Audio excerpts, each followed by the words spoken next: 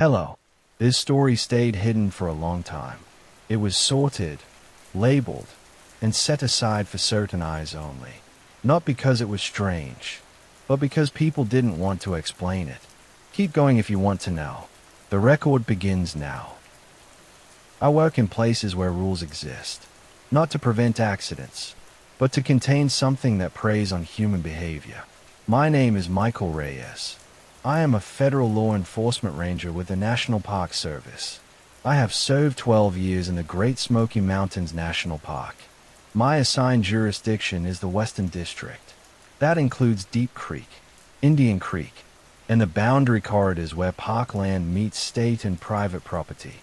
The terrain is steep, saturated, and unstable in ways that do not always register as hazards. Radios fail without pattern. GPS drifts. Sound behaves inconsistently. We plan for weather. We plan for injury. We plan for lost visitors. We also plan for situations that are not accidents. I learned that distinction early. In 2016, Ranger Emily Hart disappeared during a dusk welfare check near Indian Creek Gap. She was responding to a reported child in distress. The call came in just before sunset. The coordinates were within our sector. She acknowledged and proceeded alone. She did not return. We found her packed the next morning. We found her boots beside the trail. We did not find the rest of her. That loss resulted in the first revision to our after dark response rules. The rule did not prevent the next incident. It only explained it. The rules had already failed once. By the time the 15 tourists disappeared, late October is a reduced staffing period. Visitor numbers drop. Weather becomes unpredictable. The leaves are down. Sightlines change. Sound carries farther in some places, and not at all in others. On the morning it began, I was finishing an overnight patrol near the boundary corridor when dispatch flagged a delayed checkout at Cabin 3 near Deep Creek. At 0608 hours, maintenance reported no response. At 0612, a second cabin was flagged. By 0640, 5 cabins were listed as no contact. By policy, that triggers welfare checks, not a search. I arrived first, because I was already in the district. The access road was clear. Fog sat low, and did not move with the wind. That is common enough, not to be alarming. I loved my arrival. My radio dropped to minimal signal. I switched to written notes. Cabin 3 appeared undisturbed from the outside. Door closed. No damage. No unfamiliar tracks. Inside, the scene suggested interruption. Coffee burned onto the hot plate. Shoes lined neatly by the door. Phones charging. People leave like that, when they expect to be gone briefly. On the kitchen table was a folded paper towel. On it were 8 teeth. They were clean. There was no blood, no tissue. They were arranged in a line, from smallest to largest. I counted them twice. I photographed them. I bagged them. I contacted dispatch. There was a pause before they responded. I repeated myself. They instructed me to continue welfare checks and wait for support. Cabin 4 contained 10 teeth. They were arranged in a circle in the sink. Cabin 5 contained 3 teeth, pressed into the porch railing, hard enough to leave impressions. There was no blood anywhere. That detail matters. Animals do not behave that way. People rarely do. By mid-morning, the incident was upgraded to a search. Additional units were requested. Media was notified and instructed to remain off-site. That delay was within policy. It still mattered. Rule 1 was given to me during field training. Never collect biological evidence alone after dusk. It exists because of Emily. I complied. All evidence collection was completed before noon. Rule 2 was not written yet. It exists now. Do not assume absence indicates loss. Absence can be temporary. That assumption saves time. It also creates exposure. We established a perimeter. Entry and exit were logged. Immediate trails were swept. Teeth were found along paths. Pressed into bark. Set on rocks. Left in boots. Always clean. always placed. No two arrangements were identical. At 14:30 hours, I met with Captain Laura McKenna. She asked if I believed it was criminal. I said it did not fit known patterns. She asked if it was animal activity. I said no. She asked what I thought it was. I told her that belief was not actionable. She said, we would follow procedure. I said, procedure assumes people leave parts of themselves behind by accident. She did not argue. Rule 3 was already in place. Do not follow patterns you did not establish. Repetition in this terrain is not random. We marked the arrangements and moved on. The first violation occurred because of compassion. At 17:40 hours, dispatch received a call from a woman near the boundary corridor. She reported a child crying near Trail Junction. She provided coordinates just outside our sector, on state land. The county dispatcher requested confirmation. They asked for a name. The caller said the child would not speak. I recognized the location. Indian Creek Gap. The same area where Emily disappeared. Captain McKenna asked if I could reach it before dark. I said yes. That was a decision made under duty conflict. Rule 4 was not written yet. It exists now. Do not respond to third-party reports of children without visual confirmation. At the time, we had only voices and coordinates. I proceeded. The trail was familiar. Too familiar. The crying was audible. Then it shifted. Then it stopped. I did not see anyone. I stopped and identified myself. I used my name. I used authority. The sound ceased.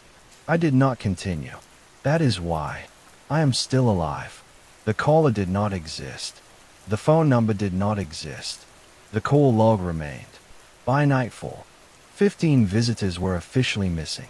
Families, couples, one solo hiker. We had names. We had photographs. We had teeth. Rule 5 came from a ranger who retired early. Do not remain in a zone after nightfall, where objects are arranged. I followed it. Others did not. Ranger Alicia Moreno stayed behind to complete a grid sweep.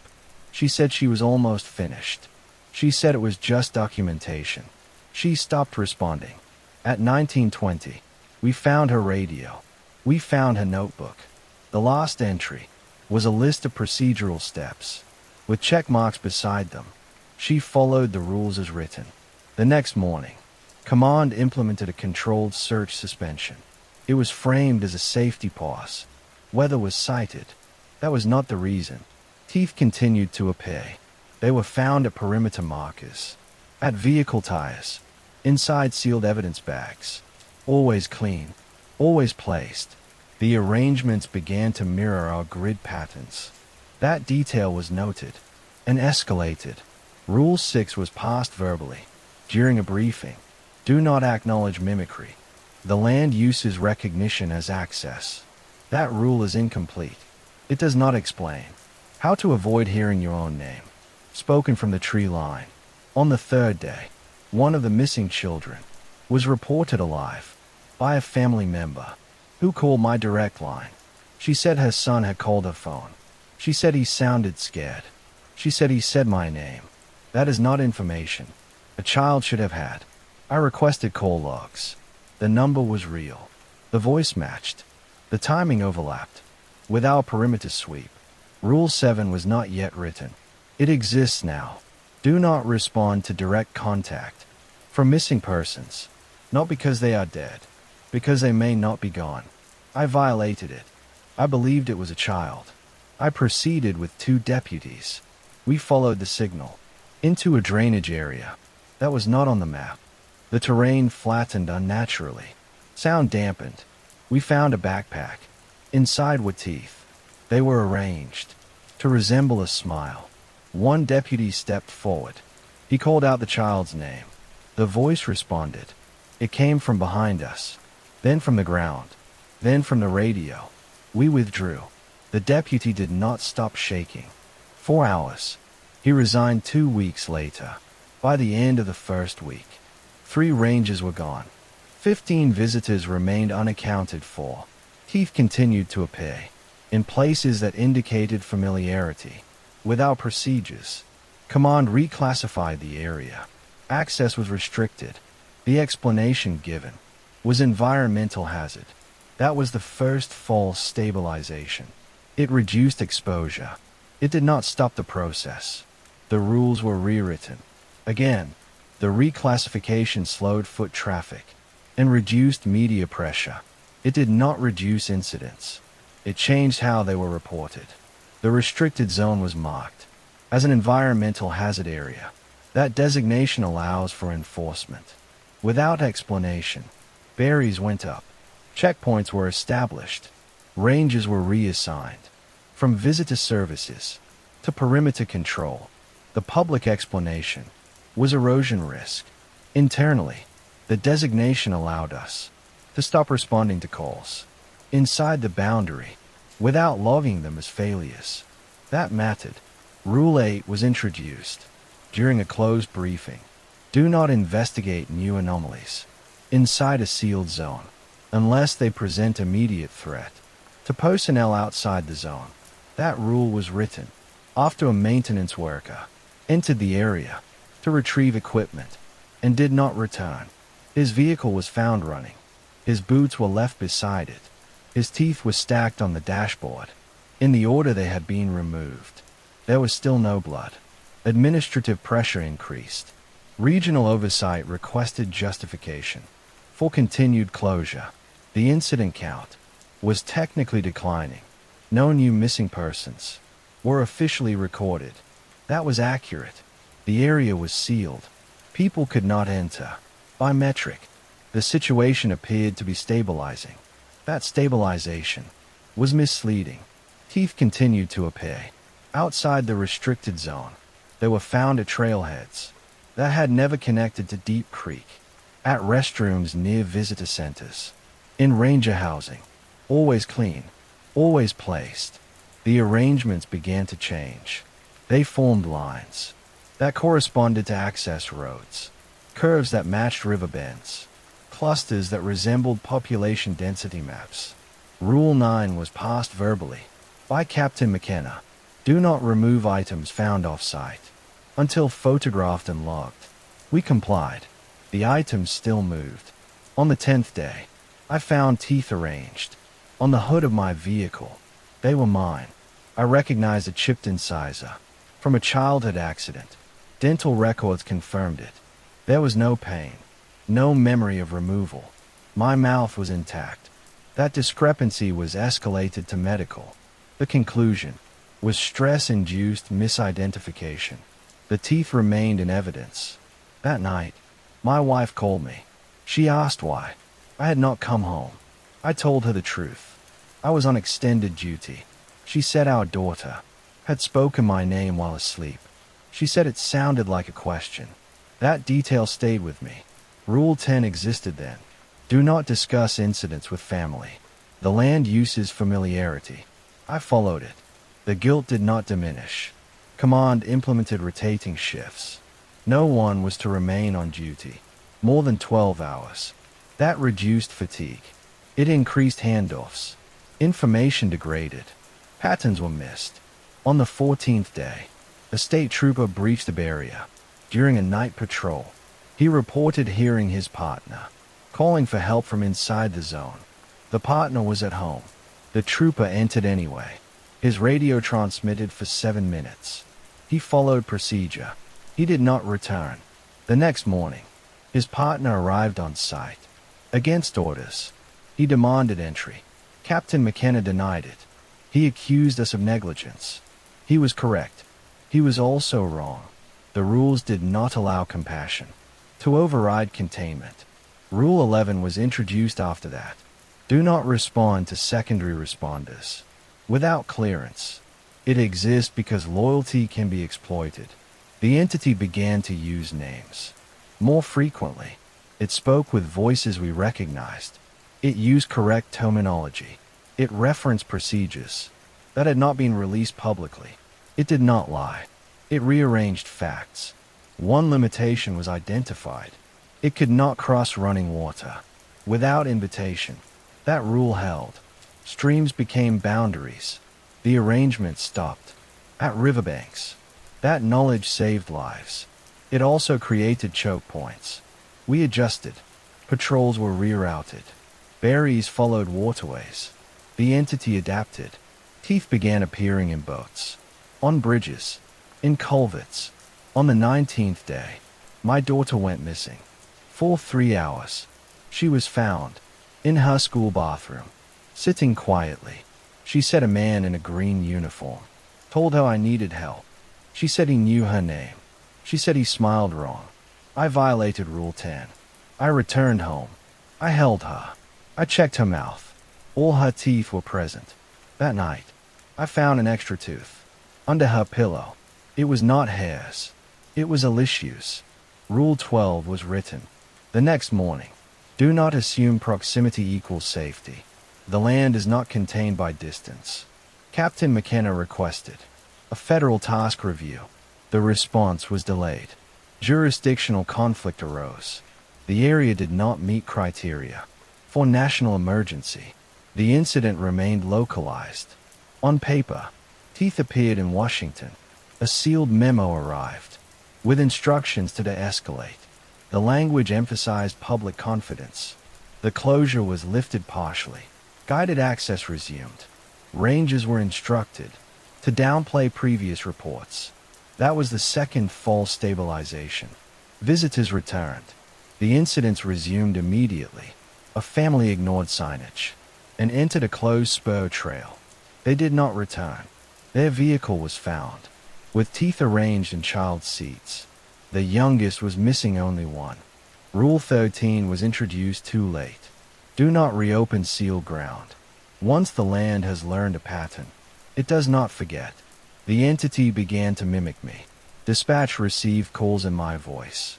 Orders were given. Patrols were redirected. One ranger followed a directive that I did not issue.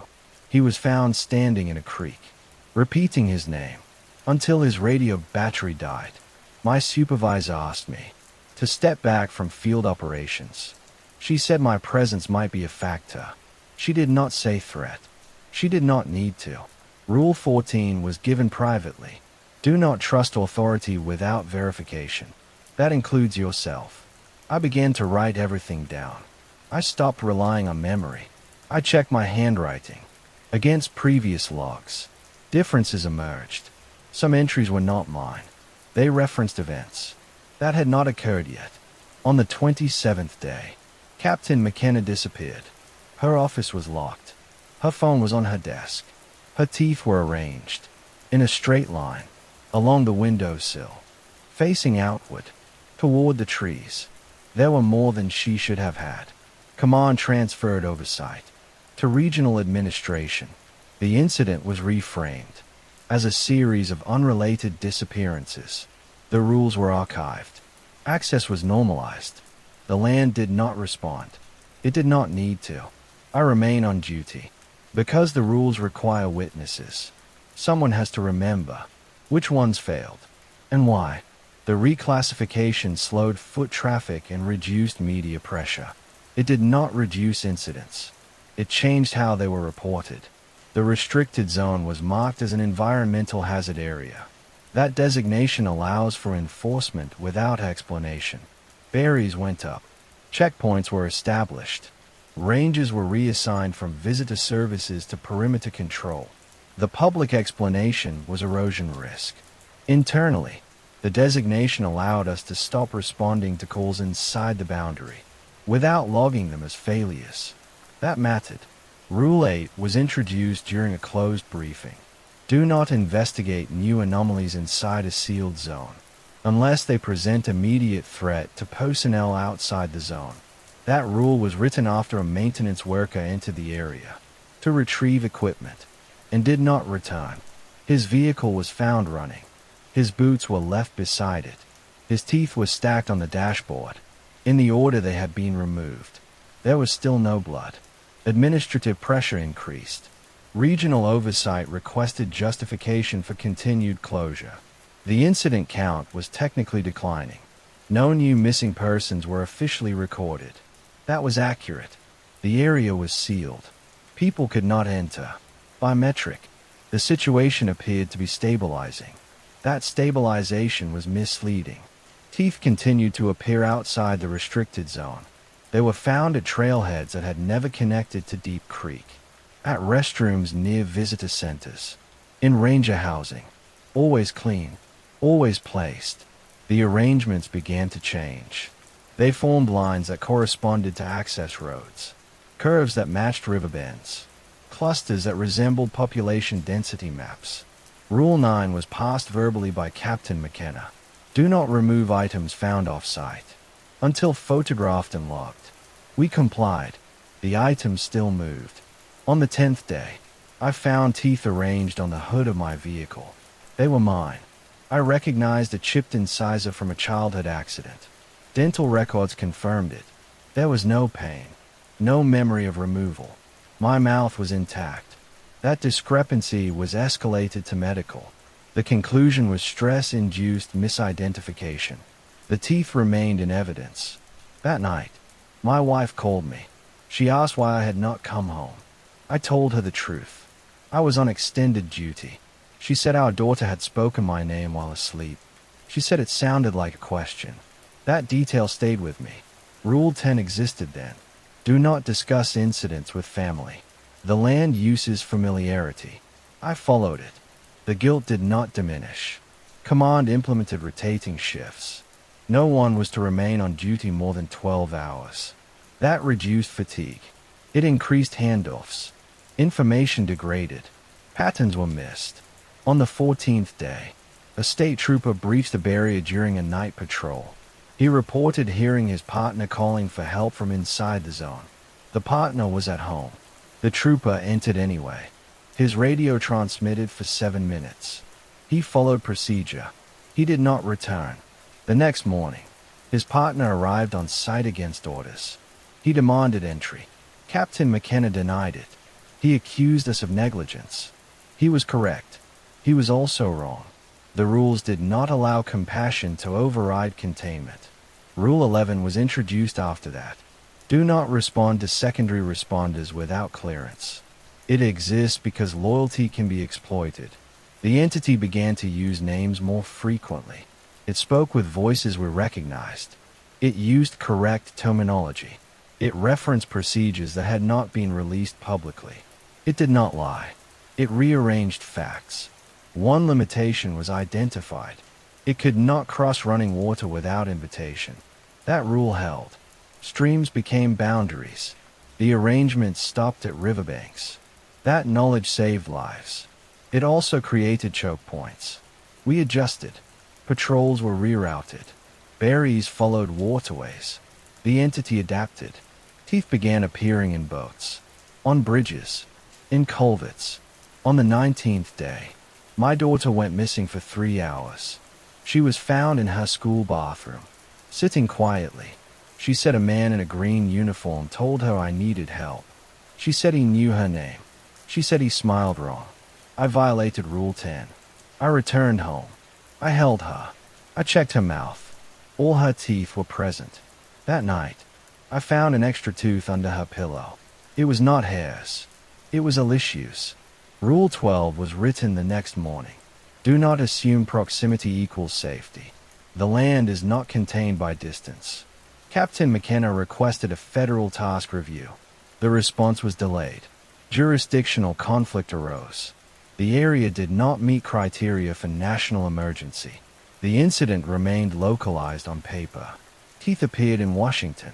A sealed memo arrived with instructions to de-escalate. The language emphasized public confidence. The closure was lifted partially. Guided access resumed. Rangers were instructed to downplay previous reports. That was the second false stabilization.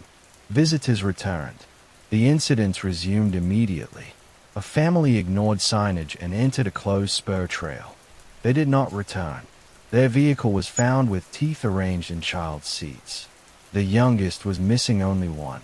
Rule 13 was introduced too late. Do not reopen sealed ground. Once the land has learned a pattern, it does not forget. The entity began to mimic me. Dispatch received calls in my voice. Orders were given. Patrols were redirected. One ranger followed a directive that I did not issue. He was found standing in a creek, repeating his name, until his radio battery died. My supervisor asked me to step back from field operations. She said my presence might be a factor. She did not say threat. She did not need to. Rule 14 was given privately. Do not trust authority without verification. That includes yourself. I began to write everything down. I stopped relying on memory. I checked my handwriting against previous logs. Differences emerged. Some entries were not mine. They referenced events that had not occurred yet. On the 27th day, Captain McKenna disappeared. Her office was locked. Her phone was on her desk. Her teeth were arranged in a straight line, along the windowsill, facing outward toward the trees. There were more than she should have had. Command transferred oversight to regional administration. The incident was reframed as a series of unrelated disappearances. The rules were archived. Access was normalized. The land did not respond. It did not need to. I remain on duty. Because the rules require witnesses, someone has to remember which ones failed and why. After the guided group extraction, access was suspended again. This time, the order came with fewer explanations and more signatures. Regional administration labeled the incident an operational anomaly. That language allowed them to pause activity without admitting failure. It also removed discretion from field staff. Rule 17 was issued with the suspension notice. Do not attempt independent verification of disappearance events once an extraction has occurred. The purpose was to prevent contradictory reports. The effect was that evidence stopped moving through normal channels. The restroom where the teeth were found was sealed. Maintenance was delayed. When it was finally cleared, the sink drain had been removed and replaced. The original drain was logged as damaged hardware. The teeth were logged separately. They were not treated as related items. I began to notice that the rules were no longer being written in response to loss. They were being written to manage documentation. That change marked the next phase. I was reassigned to perimeter coordination. No field patrols, no escorts. I was told this was temporary. I was told it was for my own protection. Captain McKenna's disappearance was not referenced by name. Her position was referred to as vacated. Rule 18 came verbally from a regional supervisor during a call. Do not use the names of missing personnel in official communication. It prevents fixation. That rule was enforced aggressively. The first time I violated it, I did not realize I had. I was on the perimeter, near a secondary access road, when I heard someone behind me say my name. It was spoken correctly. No distortion, no echo, just my name, as if called by a colleague who expected me to turn. I did not. That response was automatic. Training overrides instinct. When you survive long enough. I wrote the incident down anyway. When I reviewed my notes later, the name I had written was crossed out. I did not remember crossing it out. Teeth continued to appear, but less frequently. When they did, they were smaller in number, 1 or 2 at a time. They appeared in places associated with authority, on badge clips, on the steps of administrative buildings, in mail slots, always clean, always placed. Oversight interpreted the reduction as progress. A phased reopening plan was drafted. Visitor access would resume in controlled blocks. Ranger presence would be increased. Messaging would emphasize transparency and safety. The plan included a media walkthrough. Rule 19 was attached to the plan. Do not contradict public messaging. During operational periods, the land exploits inconsistency. That rule conflicted with Rule 3. Do not follow patterns you did not establish. I raised the concern. In writing, it was acknowledged and set aside. The media walkthrough occurred on a clear morning. Cameras were limited. to designated areas. Questions were pre-screened. Teeth were not mentioned. Disappearances were framed as unrelated historical incidents. During the walkthrough, one camera operator stopped and asked who had arranged the stones along the trail. They were positioned in a straight line leading into the trees. No one had noticed them before. I knew what they were. They were not stones. Rule 20 was invoked by administration. Do not halt public events for unverified anomalies. The walkthrough continued. That afternoon, the camera operator reported dental pain. He said his mouth felt wrong. Medical cleared him. He left the park. 2 days later, a package arrived, addressed to the media office. Inside was a single tooth and a memory card. The footage on the card showed the operator removing the tooth himself while smiling. There was no blood. The card was confiscated. The tooth was logged as unrelated. I was instructed to attend a wellness evaluation. That instruction came from a supervisor whose voice I did not recognize. The email signature was correct. The tone was not. Rule 14 applied. Do not trust authority without verification. I confirmed the request through 2 separate channels. Both confirmed it. I attended. The evaluator asked me about stress, about sleep, about fixation. She asked if I believed the land was sentient. I answered with policy language. She marked something on her tablet and moved on. At the end of the session, she asked if I had been hearing voices. I said no. That was true. I had been hearing names. The evaluation concluded that I was fit for duty, with restrictions: no night operations, no solo assignments, no contact with media. That limited my exposure. It also limited my ability to intervene. Rule 21 was added. Quietly, do not alter reassignment orders, even if they conflict with field safety. That rule existed to preserve hierarchy. The entity adapted. It began using written communication. Emails were sent from internal accounts, referencing meetings that had not occurred. Memos appeared in inboxes with accurate formatting and incorrect dates. Shift changes were announced and then denied. Confusion increased. Authority fragmented. One ranger followed a shift change email and reported to an empty station. At night, his radio transmitted for 12 minutes. He was heard reciting procedures in order. When the transmission stopped, a final message came through, using his voice, but not his cadence. It thanked dispatch for their patience. His teeth were found the next morning in the glove compartment of a vehicle that had not been opened. At this point, 3 losses involved close colleagues, 2 involved dependents of staff members who had not violated any field rules. The pressure shifted inward.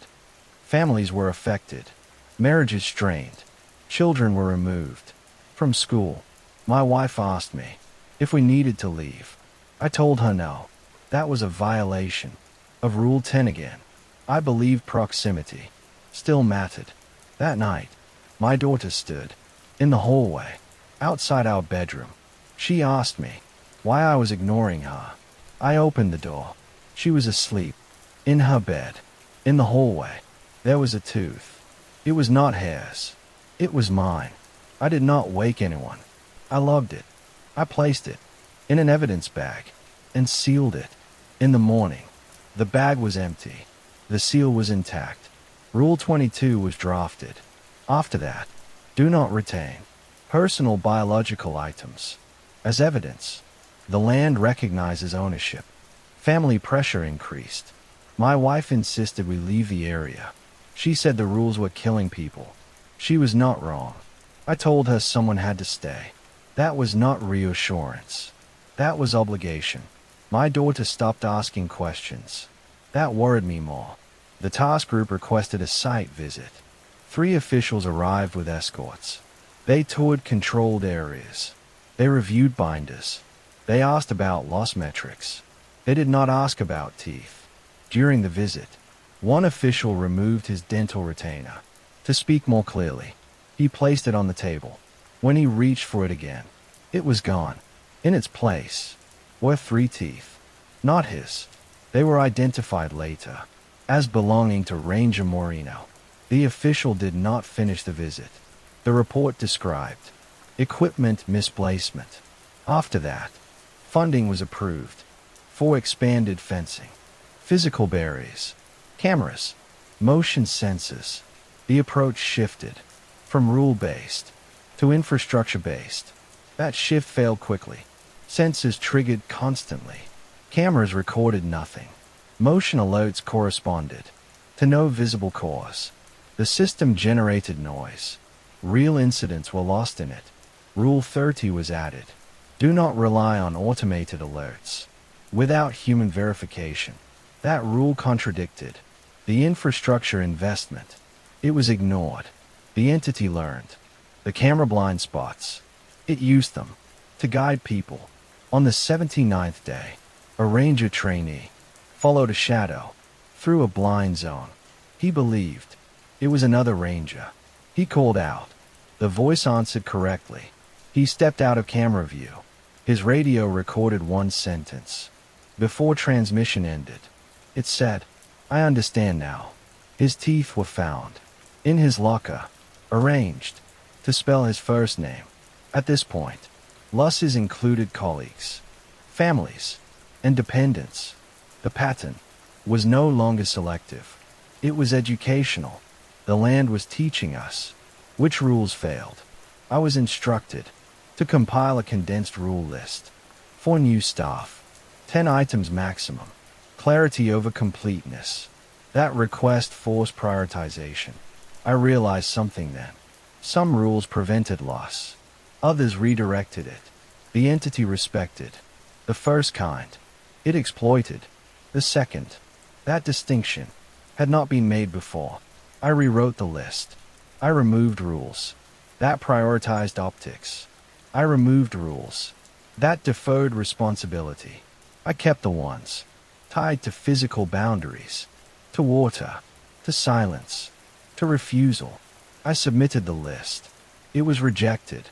The justification cited inconsistency with national standards. 2 days later, a junior ranger used my unofficial list anyway. She refused to respond to a call from inside the zone. The caller used her brother's name. She did not answer. She survived. That outcome was logged as non-compliance. Disciplinary review was scheduled. Before it occurred, teeth appeared in the review officer's briefcase. They belonged to his father. He withdrew from the case. The rule list was quietly circulated without attribution. I was not credited. I was not disciplined. The entity adjusted again. It stopped taking people who followed the refined rules. It began taking people adjacent to them. That is when the losses became indirect. Utilities failed. Roads washed out in targeted sections. Emergency response slowed. People outside the park were affected. The scale widened. I realized then that containment was no longer about location. It was about behavior. And behavior is harder to fence. Behavior became the variable the land tracked most closely. Once that was clay, the rules stopped feeling preventative and started feeling diagnostic. Losses no longer clustered around entry points or restricted zones. They followed decisions, not violations exactly. Choices made under pressure. Moments when people bent rules to help, to clarify, to speed things up. That made enforcement harder. Rule 31 was drafted during an internal call that included legal, operations, and public affairs. Do not frame behavioral compliance as moral failure. That language was chosen carefully. It shifted blame away from individuals and towards systems. It also removed urgency. I was asked to stop revising the rule list. Officially, it was complete. Unofficially, it was unstable.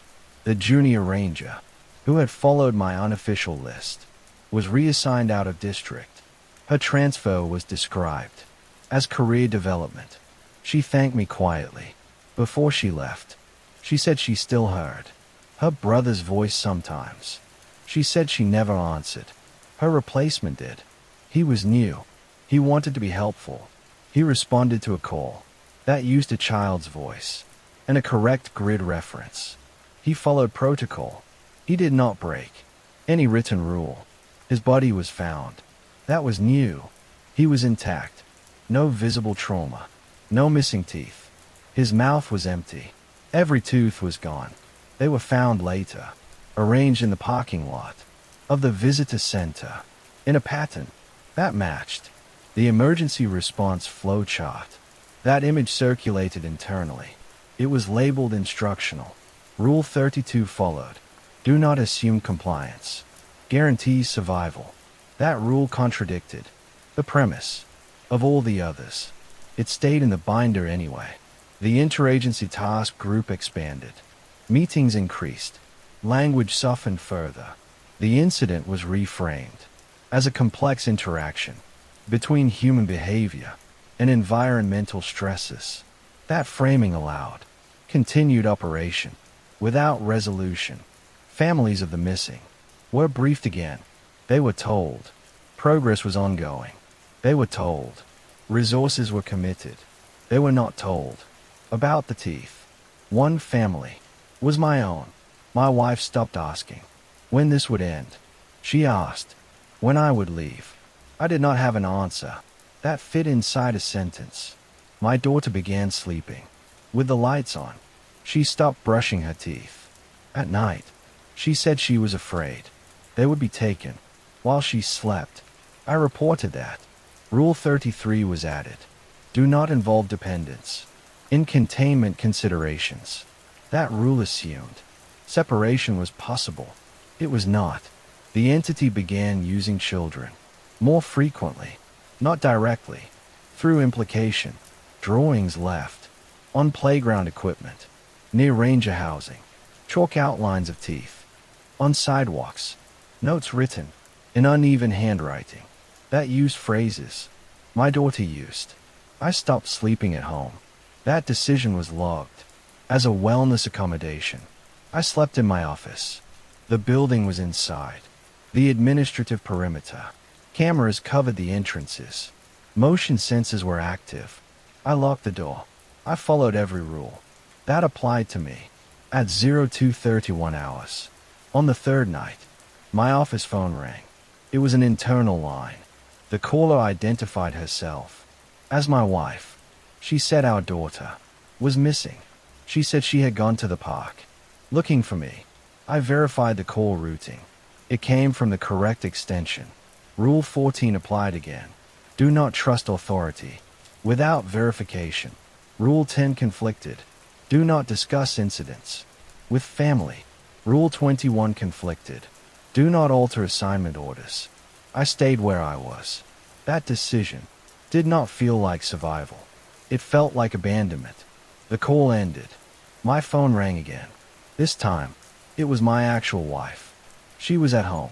Our daughter was asleep. She asked why I sounded distant earlier. I did not answer. I apologized. After that, the calls stopped. Teeth appeared in my office. They were arranged in a straight line on my desk. Not mine. Not familiar. There were fewer than expected. That detail mattered. The entity was signaling restraint. Rule 34 was never written. It should have been.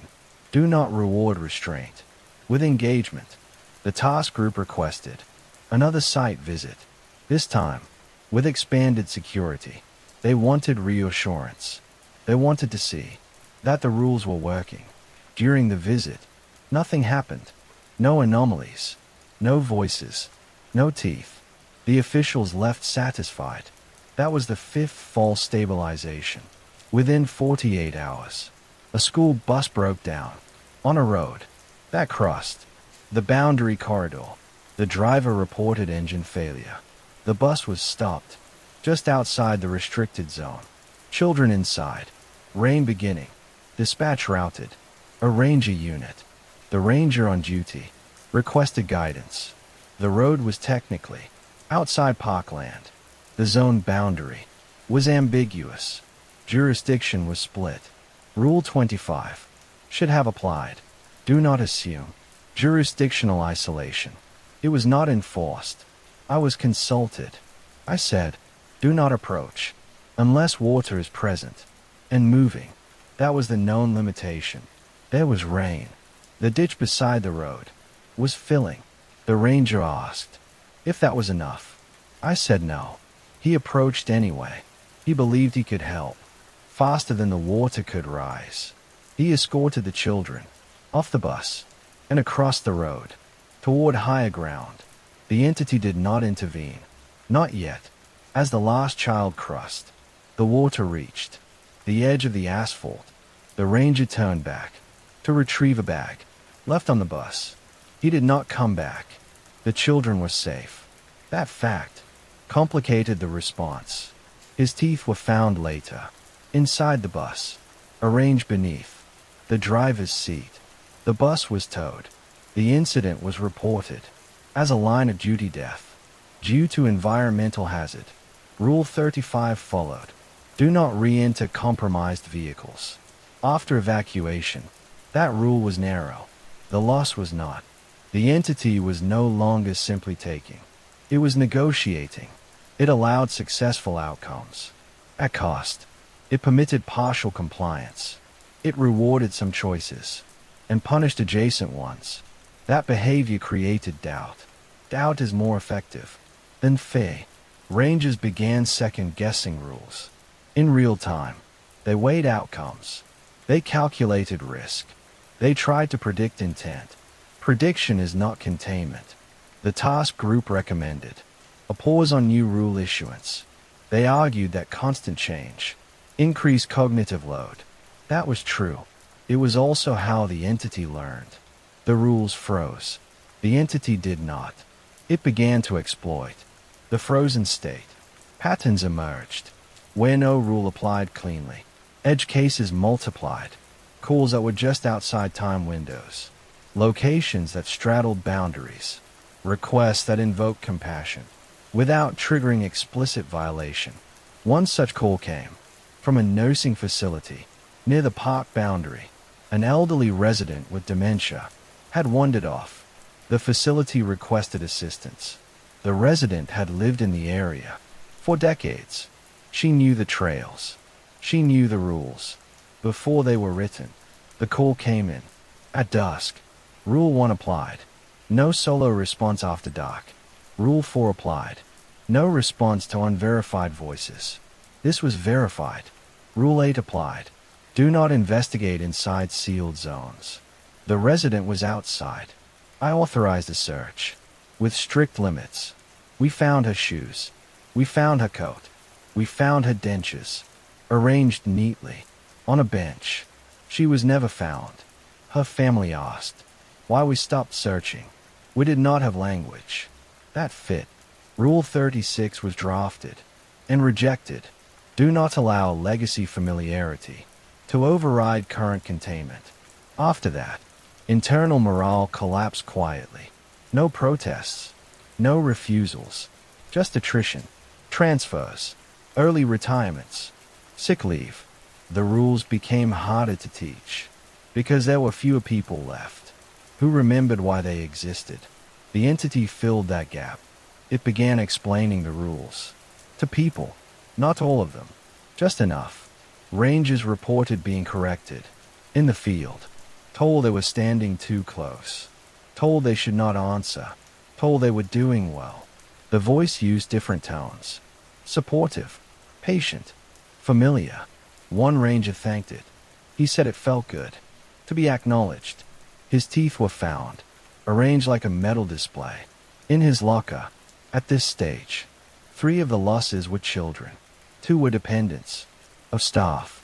1 was my daughter's friend. She wandered off.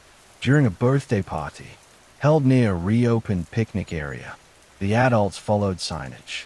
They stayed within bounds. The child followed a voice.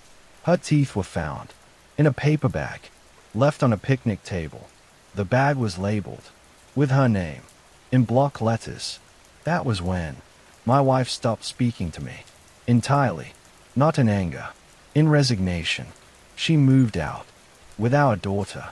She did not leave a forwarding address. She left a note that said she loved me and that she could not compete with rules that ate children. I did not respond. I stayed. Rule 37 exists now. Do not assume sacrifice earns protection. The land does not bargain. The task group disbanded.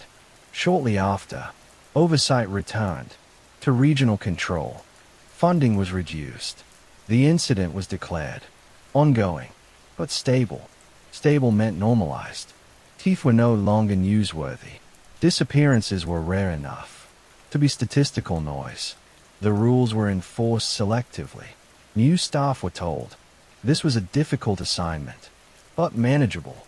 I was asked to train them. I agreed. That was not redemption.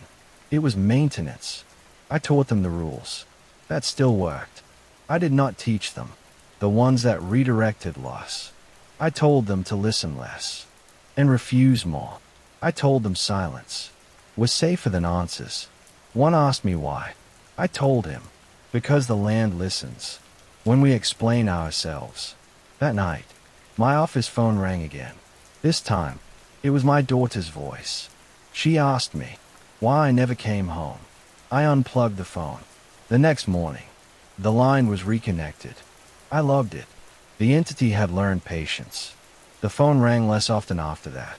Not because it stopped calling, but because I stopped answering anything that did not come through the official channel at an official time with a written record to match.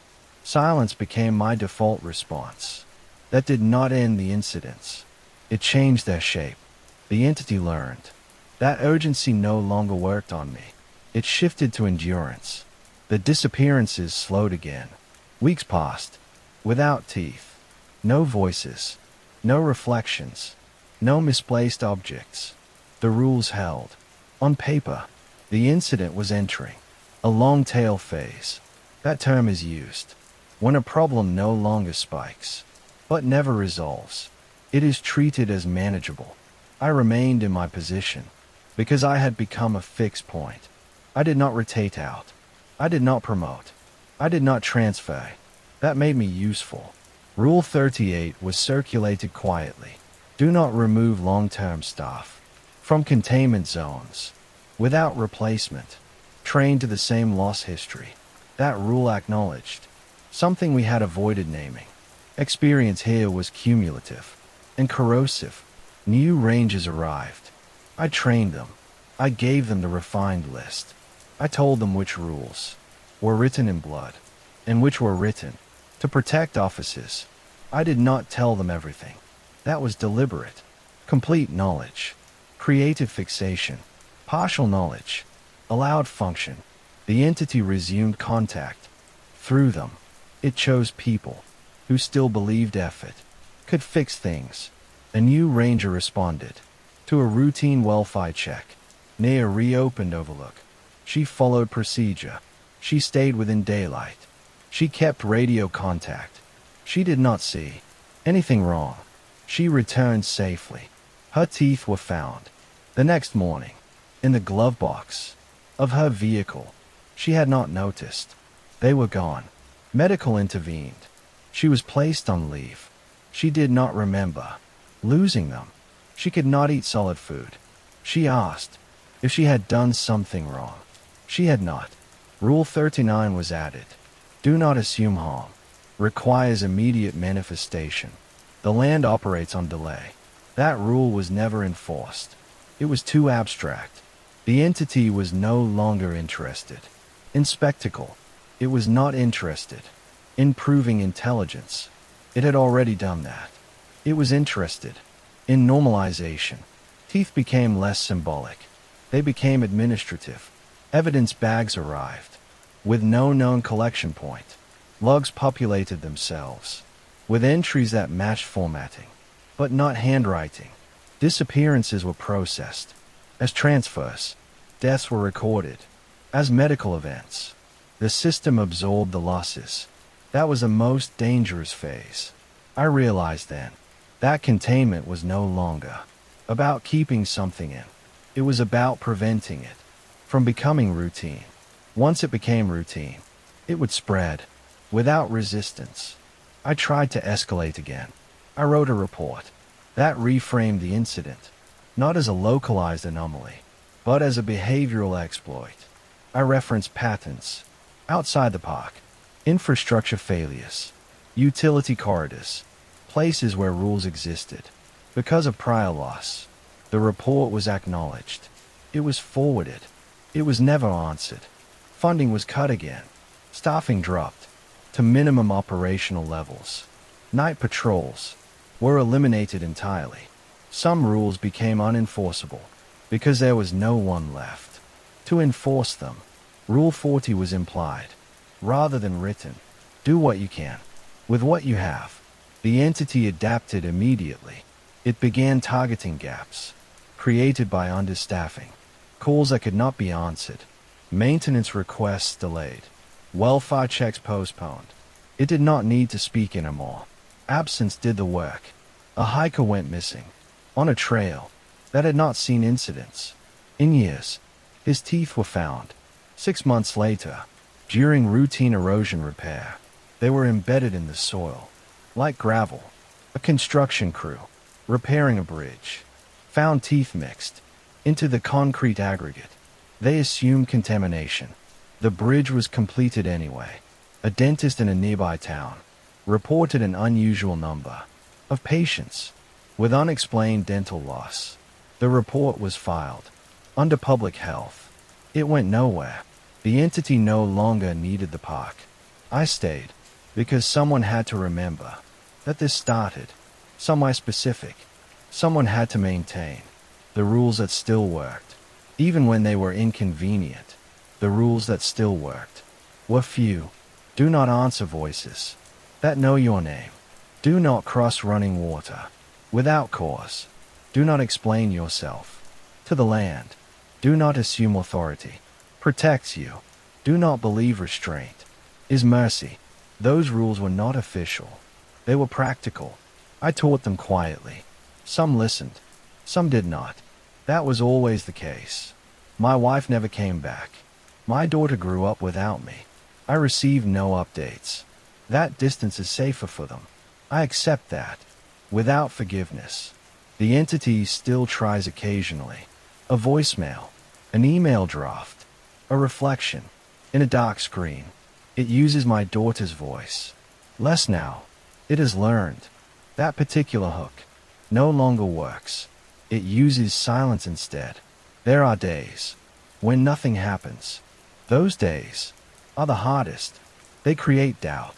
They make the rules feel unnecessary. That is when people start improvising. That is when the land takes interest again. I am still Hay. I still enforce modern law in a place where the land sets boundaries. No statute acknowledges. I do not believe I am protecting anyone. I believe I am slowing a process that has no reason to stop. If you are listening to this, and you work in a place with rules that seem excessive or outdated, understand that they may not exist to prevent accidents.